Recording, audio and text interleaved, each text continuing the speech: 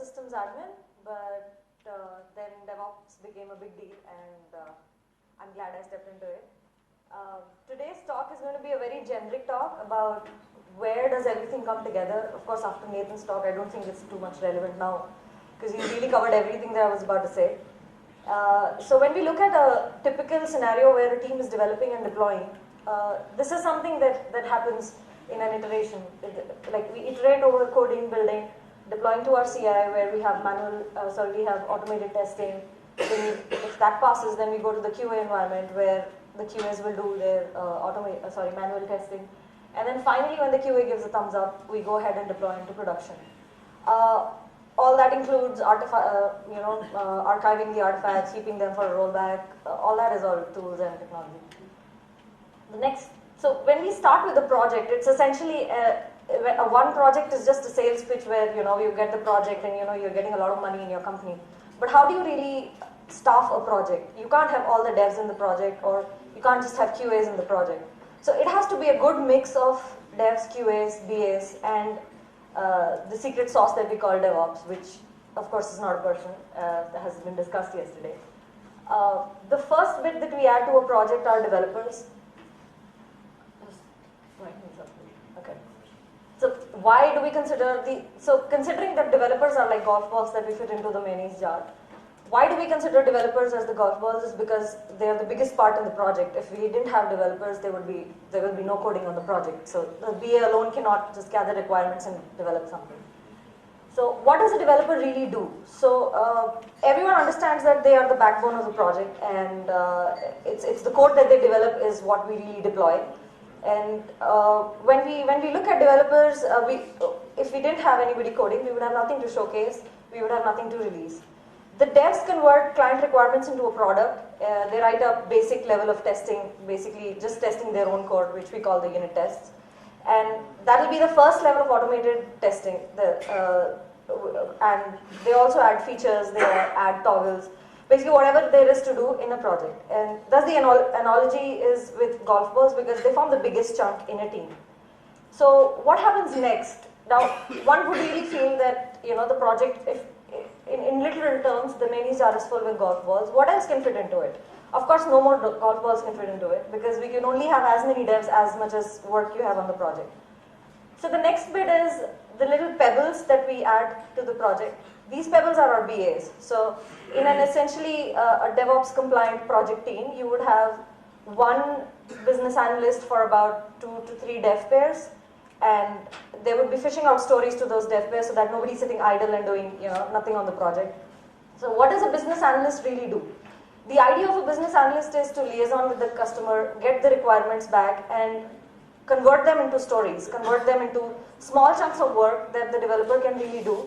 And that's why we call them pebbles, because they fit very well in the gaps that we have where the devs, between the devs. Also, BA, it's the primary link between a dev and a client requirement. Although devs always have the freedom to contact the client at any point of time in an agile environment, but the real bit that comes in, the inceptions, the iteration plannings, the project management is mostly handled by the BAs, because the devs would want to focus their entire time in coding, and they would want to focus their entire time in optimizing what they're coding. So more often than not, devs do not want to focus in liaisoning with customers. Customers can be based out of different time zones, and they would not really have the time to code the entire day, sit up at night, talk to the customer, get back to it, code it again. Plus, the business analysts also create a link between the entire team and the client, creating showcases where the client can view what has been developed, and the client can give in the feedback or tell them if they require anything more, or if the devs are missing something. There are times when you have technical architects on the client side, and there are times when they want to, there are certain requirements that the technical architects feel that they should follow, that the devs should follow. So all that is sort of, you can say, arranged for, or the medium is a business analyst in that. Now when we shake it up all together, we feel that there are BAs, there are the devs. So what else do we need? Do we really feel it's full? The project is done. The BAs are getting requirements from the client. They're setting up showcases. They're doing their IPMs. The devs are developing, they're writing their unit tests. So, we feel that, yeah, it's about it. I think the project is done.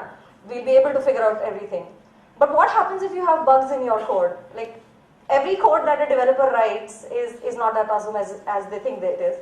So the next bit comes is the nosy ones. It's the sand that comes in the project, and basically they scrub the project to a shiny, they scrub the code to a shiny quality, and these are the testers, these are the QAs.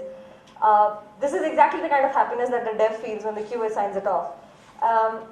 No matter how much the dev might feel that my code is awesome, I've written everything according to the acceptance criteria, there just can't be anything possible that goes wrong.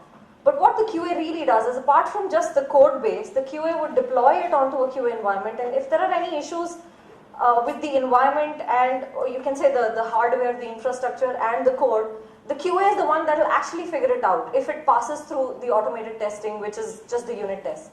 Plus, the QAs enable, the QAs write down functional tests, which is essentially just automating the whole flow of how the application would behave under different scenarios. And all this, even if a dev covers everything in the acceptance criteria, there is potential risk of bugs, and not having those bugs go into the production environment is very, very important, because basically it'll ruin your reputation if you have too many bugs. The client would feel that you're not paying attention to what the client wants. The other thing that the QAs also do is they conduct things called a sort of meeting called a bug bash, where the same devs who've written the code would now, the application will be deployed to maybe just a local host or a small server, and you can launch the application off it, and the same devs will test the environment as users. And this is the point of time where devs actually become the end users and figure out whether whatever they've written, is it actually appealing or not? Is it behaving the way it should? Is it slow? Is it fast? Am I getting the right kind of behavior? Is my UI screwed up? Is my UX looking good or not? Would I be happy using this website? And that is when the devs would probably understand how the QA works, why the QA is as nosy as they feel he is. Now, when we look at the project, we feel, we have quality assurance, we have business analysts, and we have our devs building the code. So essentially the application is, we can have the application in a fairly decent place where all these three people can work together and get the application into a deployment mode. Now what happens next? The next bit is deploying the app into production. Can we, so do we really look at this happening manually? If you're in an environment where you're fixing the application, you're deploying you're committing continuously, wouldn't you want to see the effect of all those commits in your end product? So how will that happen? Who does that, or whose responsibility is it? Generally there is a conflict. The devs say that, we've written the code, it's not my responsibility. The QAs will say, I have nothing to do with deployment. The BAs will say, dude, I wouldn't code, right? I'm more into the client setup. So what happens when you're at this place? Who knows which button to push, how to deploy? This is where DevOps comes in. DevOps is the actual secret sauce that really fills in your project. So there was a talk yesterday about what DevOps really is.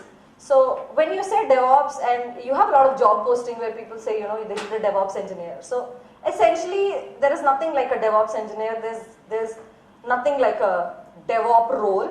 It's more of a culture change, like Nathan said. It's more of a movement which focuses on getting development and operations working together. It focuses on, basically it's a concept where anybody who is interested in following these or learning upon these methods and having them implemented in their projects can take up the role of, it's more like a theory. You read up on it, and whatever you feel, or whatever you feel is the best suited and optimized way of having your project get deployed right from the development phase is what DevOps really is. It's basically having the knowledge of development get into the operations bit and picking up the knowledge of operations in the development part. The developers need to be aware of what operations does to actually figure out if the application goes wrong in production and it has passed all our other environments, what really could go wrong. It could be an infrastructure issue, it could be a versioning issue, it could be a memory issue, anything. But unless a dev understands that it's not just about writing codes and getting it tested and having the build green, that is when they feel, that is when they will get the operations knowledge.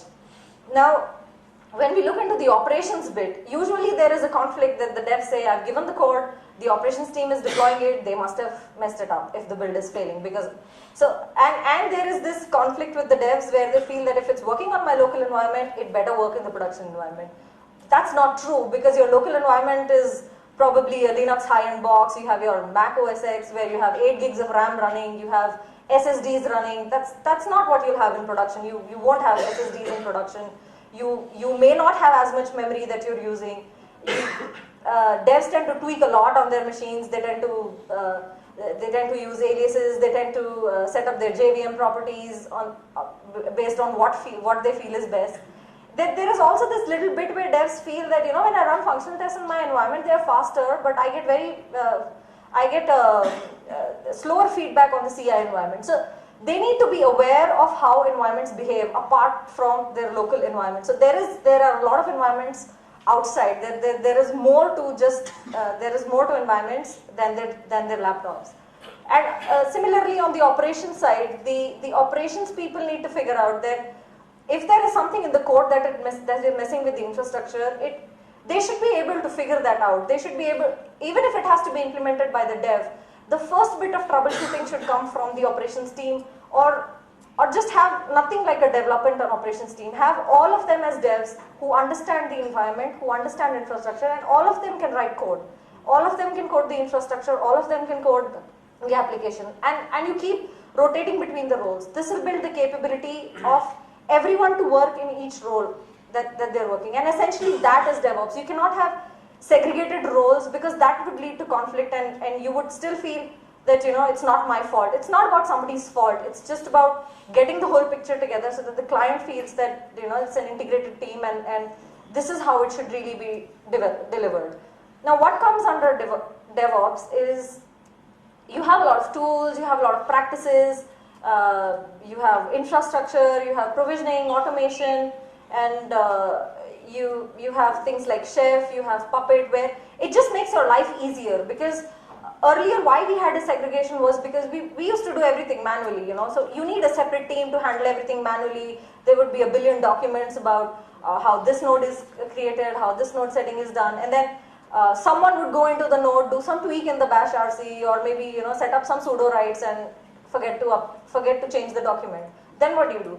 The maintainability now depends on the code, because the moment you change the code, the infrastructure will change, and that is documented on its own in your GitHub.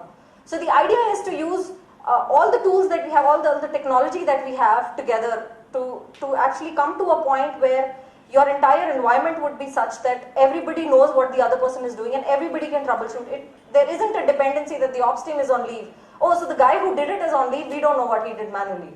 So that point should never come in a project, because that will lead to delay in fixing, maybe releasing hotfixes, or delay in getting back to the client, or maybe missing your SLAs altogether.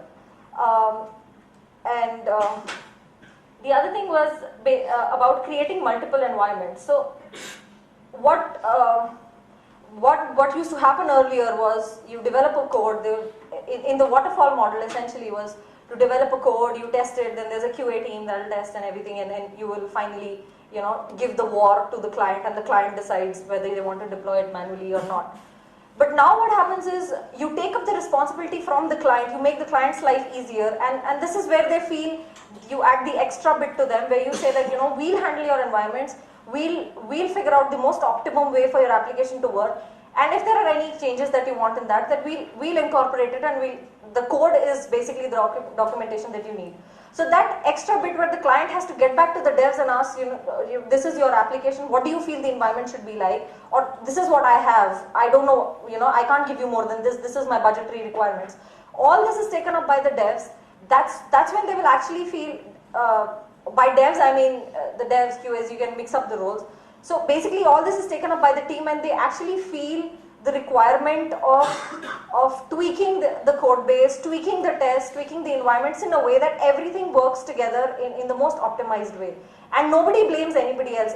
It's about working together, and it's about bringing that change in your total, you can say, project team setup. Now, when we talk about Agile, we have multiple iterations. you have features that travel through iterations, then you have concepts like feature toggles have been introduced now, concepts like feature branching have been introduced. All this you can say is a part of the culture that we are going into, and there's a big tag to that culture which is called DevOps. Basically, apart from being a buzzword, it is mostly changing the mindsets of people to work together rather than, you know, blame it, or rather than having pagers on people that only this team will handle level 1 problems, this team will handle level 2 problems, or if it goes beyond only, then the dev will be called in. It shouldn't be that way. Any hotfixes that need to be released, the team should have the capability to release hotfixes. The entire team should have the capability to fix the infrastructure as and when they want it. The other bit is then there are a lot of reading resources that you can use. Basically, what the DevOps culture would do is it improves the reliability and the security of the code base. The entire team becomes responsible for everything from requirement gathering to the deployment, and they become responsible for making the deployment cycles faster. They become responsible for making development faster. They become responsible for making testing faster and having fast feedback on whatever you are building. The ideal scenario would be that every commit that you do, every commit that passes through the automated testing suite should be, and the manual testing suite should be deployed into production. No one should have to wait that this will be my final build number, and then this is what I'll convey to the client, and this is my build number I should deploy. Everything should go into production, and that is where that confidence will come that DevOps as a culture has come into the team. There might be goof ups initially, there might be bugs initially, but as and when you work on it, the entire iteration process works on it, the whole team will gain more confidence, and they would feel more responsible, and they would share that knowledge with the other teams and have them implemented. So the idea is to basically have more information and more transparency about the hardware and software basically built in together in a sort of a DevOps environment. That's about it. Thanks. If there are any questions, then they're most welcome. What are the tools that you use in your DevOps environment? So, when we start working on a project, the idea is to first automate the CI environment, because essentially that's the first environment that has to come in. So we use configuration management tools like Chef or Puppet, or there are times when the client says that we'll give you the environment because they have physical infrastructure. So we tend to give them the requirements. The other bit that we use is we use a program management tool where everybody knows what the other person is working on. So ThoughtWorks has a tool called Mingle, where you can track the progress, and each developer takes responsibility on the cards. Then you have automated testing suites that you can write in. Then you have smoke testing that you can do. So you have Selenium, you have Capybara using with a Firefox driver or Chrome driver. So essentially it becomes everything about, and even building tools. You have build tools like Rake, you have Capistrano, you have MS Build. So there are a lot of tools out there. So when you start thinking about it, you use build tools, you use deployment tools. You can use CM tools like configuration management tools like Chef for deployment as well. You can write up your own scripts for deployment. We don't really use bash scripting as much, because there are better things than bash. You have Ruby scripting available that gives you better feedback than bash does. You have testing tools. Then you divide your testing suite into unit test, into application, into acceptance testing. You divide them into integration testing, and you divide them into final QA manual testing, and then you go ahead with deployment. And you have things like showcases. So basically, it's not just about tools, it's about incorporating all these techniques into your deployment, into your coding. So like tools you're talking about, like QA and smoke tests and all those things, that is a part of, like, so can we have some I understand it is a very thin line between the DevOps and the QA and the other parts. Yeah. So like, what do you feel like, what actually the DevOps is, what is the role, only the deployment?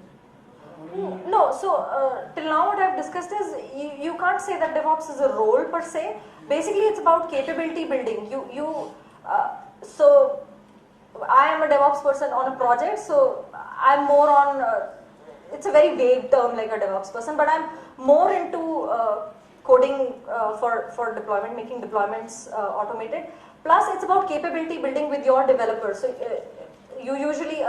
I usually pair with a developer or a lead dev in the team and go through the entire deployment strategies, go through the entire build strategies. If I feel there are a few flaws in the way the devs have written the builds, then you can always convey it and the devs incorporate it and take it up from there. So essentially, when you talk about DevOps consultancy, the role only becomes valid for about a month, where you can enable everybody into using the tools, you make them aware of what they can use, and then you shift to a different team, you shift to different capability building. So a DevOps would not really it's not just about setting up environments, it's not just about coding for deployments, it's making everybody aware that this is how you do it.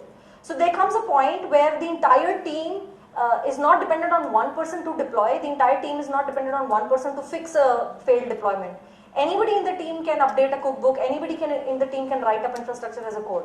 It's just this capability building that is coming in. So that is the culture change that we need. So there are no siloed roles anymore. So that would be DevOps. It's like creating a chain awareness to the people and yes, making the process set, and then having them use it, and then you move out. Then you just step in when they feel they're lost. When the team feels they're lost, maybe they're unable. If there are times when people are unable to understand how cookbooks are written or Chef could be used. So that's the first month where you make them aware of the DSL, you make them aware of how a cookbook behaves, or how you can configure deployment. Maybe one tool is better than the other, and you discuss on it. So devs and QAs become as much a part of it as the person who's consulting with them. Yes? Okay, in your department, you use a piece of DevOps tools, right? Yeah. How about the governance and security for the entire framework? Could you repeat that again? So you have the pieces of tools Yes. that you use in the DevOps platform. How about the governance and security concern regarding the entire framework and the tools? So security is basically, you can say it depends on how secure the client wants. Are you talking about security of the code Say, base? for example, you have a CA, right? You have deploy, you have build, you have all different frameworks and tools. Yeah. If you have to configure frameworks for them, how do you control the governance and security part of it? See, basically the CI tool does, the CI tool is the one that you use. They're all for are the independent, right? I mean, Chef is independent tool. Yeah. If you consider the CI model, those tools and frameworks are different. So if you have to construct an entire architecture framework to handle between all these build and deploy and infrastructure, how do you consider the governance and security part to integrate it? So the integration bit comes in that you need to decide where you start. So the devs start coding, of course they start on working on the scripts, but that needs to be deployed.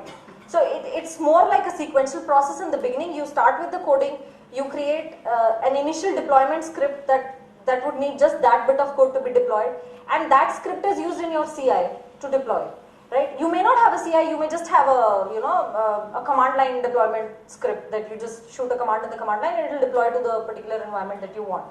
I think this question was more related to the entire security framework, as you like say PCI compliance or something like that. If you are aware of this product called Service Mesh, they have some kind of security and governance model in it. Okay. So I'm just thinking, since you are using all independent models and tools which fits into your DevOps framework, how do you have a governance on the top of that?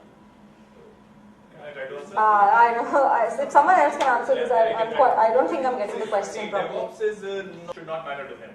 Here the process starts. He checks in, goes into Git, Mercurial, whatever system you have, and then it picked up by your CI tools. It's you and your team's trust. What kind of securities you put on these every tools. If I have trust on my team that they will check in with the proper number of Jira ID or whatever, I don't need hooks. Else, I can impose it with hooks on SCM side. Now comes the CI part. I can impose it with authentications on matrices based on configurations, build, deletes, every damn thing. So it's purely as a process, team to team basis changes. If you have trust with your team, if you know your team is educated, you just give them trainings and it's done. Otherwise, you impose it with the settings or the plugins or the configurations tools again itself on the team. So they don't cross their boundaries. So ThoughtWorks doesn't have any frameworks on the top of ThoughtWorks. Yes, framework. If you guys have any kind of governance and security framework from top to bottom approach on the top of all these tools. Because if you see all these tools are independent, Yes. they might be, say, for example, infrastructure to build and after build, deploy. You have a framework, but how do you control the top of that? Do you guys have any framework on the top of it? No, not as of now. Basically, it's just the way, the most optimum use of these tools that you figure that works with the project, because there are multiple tools in it, right? There are times when you're working with a Java project and you may want to deploy it using Maven. So a framework like that, maybe then it totally depends on how you look at it. So you have the set process that you do, like you build, you code, you build, you deploy. Now what you use as a build tool is completely your choice. There might be build tools that are more suited to your environment, or for a simple reason, like the devs don't want to go ahead or go away from Ruby. They just want to stick to Ruby because they're coding in Ruby. It's easier for them to code into for a Ruby build or Ruby deploy sort of script. So it depends on you. You may never have it depends that there are times you may not even have a tool. Like you would just want to write up a script on your own. So it depends on the devs. It totally depends on the team, how they view which is the best way to have everybody compliant to that level. And about the Git commits, the governance that you're talking about, there is one. I'll come back to you. Usually at the beginning of the project, people decide on how to set up their commits. Maybe have the story number, the name of the pair, and then because the moment you commit, your name will come up in the bit bucket or whatever SCM you're using. Your pair name, and then you write the name of the story if you've completed it, or you write the major chunk of work that you've done. There might be multiple things that you've done in that commit, but the major bit that you did. So that comes in. So basically, that is exactly what the cultural change is about, that the devs are now more aware of how to make what they're doing visible to everybody else. It's not just about them, it's about the entire team needs to figure what this particular guy did. And it becomes easier for program management also, or the team lead to also figure what has been the progress of my team. If the team lead comes in the morning and does a Git log, he'll be able to see what has happened in the past day. He'll be able to figure out where we are, and he'll be able to figure out if someone is stuck somewhere, or if there is something that is gone, that is not the way it should be. So it becomes easier for them to architect it as well. Since you have been doing this, We can take these offline because we're running out of time. Or maybe I can take just one. Which one? Or Sure, one question. So like actually whatever questions are there, automating security and automation, we can discuss them in open space. We'll have them. yeah. Or like in lunch or For security, you can contact him. He's the IPsec guy. Yeah, really. like we are anyway running later on. I had only one question. Yeah, sure. So it's not related to framework or security. Okay. Don't worry. Not related. Since you are a DevOps consultant and you have been doing a lot of consulting for the DevOps, how much emphasis do you put on CMDB? And do you use any open source or free tool for CMDB? The only one time that I used CMDB was in my previous organization when we were handling Windows boxes. Why we don't use CMDB is because your entire infrastructure is coded. So what configuration you really want to manage is there, right there in your code. There are some compliance, like most of the functions they are compliant, which will come daily. I haven't faced that problem, but I've used the CMDB and I understand what you're talking about. It also depends on the client if they're interested in having a CMDB, because there are times when it also depends on the. It's not only a basic spreadsheet. I'm asking you about the relationship between different components. So CMDB is all about the relationship between different CIs. So do you have any tool No. We haven't used anything like that. We just depend on our configuration management tool, either Chef or Puppet. But they are not actually CMDB tools. They're not CMDB tools, but you can always derive from it. So essentially, once the environment is built, it really, we've seen that the clients don't go back to it. They only go back to it when there's an upgrade required. And that upgrade may just be a small upgrade on the package, or it may be an upgrade on some security patches or something. But the relationship, we could probably put it out on a presentation and give it to them, and they can keep updating it. But essentially, coding infrastructure actually reduces the bit where you need CMDB, because using a configuration management tool will also give you the capability to query those nodes to actually understand what those nodes are doing, what roles are applied to it, what you can say how it interacts with the other node as well. So that is very basic because I think at this point we'll need to Okay. offline. yeah. thanks everyone.